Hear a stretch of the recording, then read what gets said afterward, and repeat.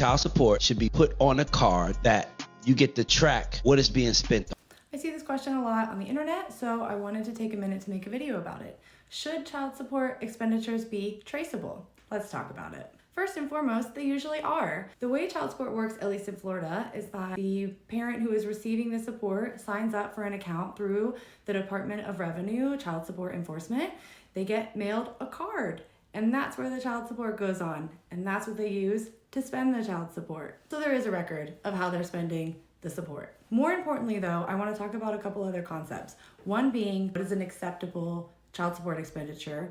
And two, the concept that money is fungible. So first of all, what is an expenditure that really would be considered appropriate for child support? Rent, utilities, groceries for the household, anything that involves the child but also includes support for the household in which the child lives is appropriate and acceptable expenditures of child support. The thing about child support is it is usually being paid by the parent who has less time with the child and is being paid to the parent who is the primary custodial parent of the child. It is not your right as an uninvolved parent to dictate how the custodial parent spends the money that you are giving them to support the child. Most importantly, there is this concept in the law of the fungibility of money. Dollar for dollar, money can be exchanged. If you're giving a primary parent child support and that money is not going on a card and it's going into their bank account, and they then spend some of the money in their bank account for something unrelated to the child, it's all fungible. You can't say that you gave $20 and then she spent that $20 on her nails.